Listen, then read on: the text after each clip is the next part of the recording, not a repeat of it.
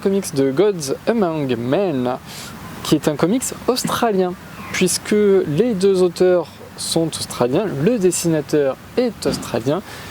J'ai croisé tout ce beau monde à Melbourne, j'ai acheté le premier comics. Généralement quand les gens se lancent, ils se lancent avec des... les trois quarts se lancent avec du super-héros. Ce qui est assez logique, hein, c'est des choses qu'on a tous envie de faire. Enfin, quand on est amateur de comics, on sait que si on écrivait du comics, en gros, on aurait envie d'écrire Spider-Man, les X-Men, la Justice League, ce que vous voulez. Mais forcément, on pense aux super-héros en premier parce que c'est ce dont on est le plus abreuvé. Là, on a justement des auteurs qui ont essayé de faire quelque chose de différent, qui ont essayé de faire un genre différent, donc de se rapprocher de Breaking Bad. Je vais pas faire durer le suspense, c'est plutôt réussi. Franchement, j'étais pas forcément hyper convaincu au tout début, notamment parce qu'on a le coup classique qui a été critiqué dans Rick et Morty et qui est assez vrai, à savoir la situation initiale, puis on nous dit ah mais comment on en est arrivé là, et puis hop on revient en arrière pour en arriver à la situation initiale. Sauf que du coup c'est la situation initiale qui était intéressante, pas le flashback, donc généralement c'est juste pour faire durer la sauce, pour rallonger la sauce, et c'est pas hyper pertinent. Là pour le coup les auteurs font ça, mais c'est pertinent, on va y revenir. Donc je vais vous pitcher l'histoire vite fait. On suit au tout début un jeune homme qui rentre dans une crack house, donc en gros chez quelqu'un qui permet à tout le monde de consommer, d'acheter, de vendre les drogues qu'il désire, et une jeune femme qui vient lui dire oui, en gros tu te sens mal dans le décor, tu devrais pas être là, voilà. C'est pas tout à fait ça qu'elle lui dit, mais il y a un peu de cette idée là. Et là, hop, gros flashback en arrière, 3 mois avant, et là on va commencer la partie vie de famille, en fait, qui correspond à la partie, on va dire, Walter White de Breaking Bad, où on suit un jeune homme qui doit avoir 30-35 ans, qui bosse dans un petit resto, qui galère à bosser. Il s'est lancé tout seul dans ce petit resto. Il bosse avec son petit frère qui a l'air d'avoir une vingtaine d'années et un autre gars. Et c'est les débuts d'un restaurant, donc c'est galère.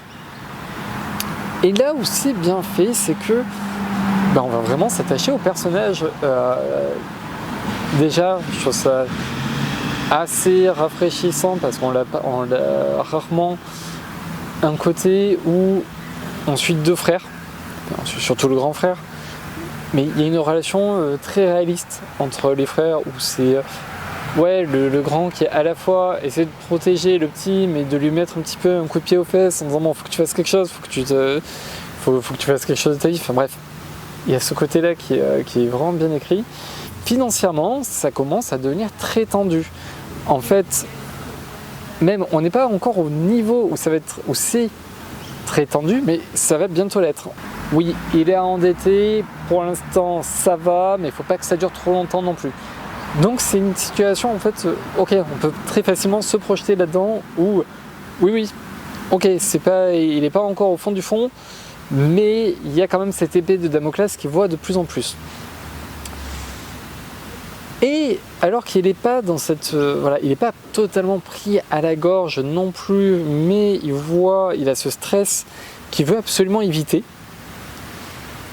En fait, le hasard de la vie fait qu'il va simplement laisser des jeunes fumer des joints dans l'arrière-cour de son restaurant. Et que ça va lui donner une idée. Et c'est là où on commence en fait le récit, où le sentiment de Breaking Bad commence. C'est-à-dire qu'il met le pied dans un engrenage. Ça marche très bien. C'est efficace. C'est vraiment efficace. Donc, page de gauche, on voit des gens qui commencent à faire des plans sur la comète. Et donc, on voit juste en gros, leur torse, leur visage et l'espace immense au-dessus d'eux. Donc, en gros, avec cette idée de projection dans l'avenir, il y a vraiment ce sentiment où justement ils se projettent et ils font des plans sur la comète. Cette page marche très très bien. C'est une seule case, hein, c'est une splash page, mais ouais, marche super bien. Elle est contrebalancée par un autre plan. En fait, cette fois, on les voit en contre-plongée, donc ils sont beaucoup plus petits. Cette fois, on voit le sol, et donc du coup, il y a un rappel à la réalité ici. Ça marche hyper bien. Ça marche hyper bien. Le seul petit défaut pour moi, c'est la dernière page où j'ai pas compris cette dernière page. Alors, on a quelqu'un qui nous parle directement, qui n'est pas le narrateur de l'histoire. Je ne sais pas, parce qu'en plus le personnage ressemble au scénariste. Donc je ne sais pas si c'est le scénariste qui parle directement au lecteur, si c'est un personnage qu'on verra plus tard dans le comics. Ok, bon, on va dire un défaut, voilà, pour dire qu'il y en a un ou... Bon, après c'est peut-être moi qui n'ai pas compris, hein, mais vraiment intriguant. On est sur... En fait, on est sur quelque chose... Là, je pense à Une soif légitime de vengeance qui est chez Urban Comics. Vous avez un petit peu ce genre d'ambiance, mais en beaucoup plus réaliste. Donc, en fait, un peu comme Breaking Bad, hein, où Breaking Bad, il y a beaucoup de passages très réalistes. Il y a des choses un peu... Oui, il y a beaucoup d'explosions, on va dire, dans Breaking Bad, mais au-delà de ça, la série se veut très réaliste, et là, c'est vraiment le même effet.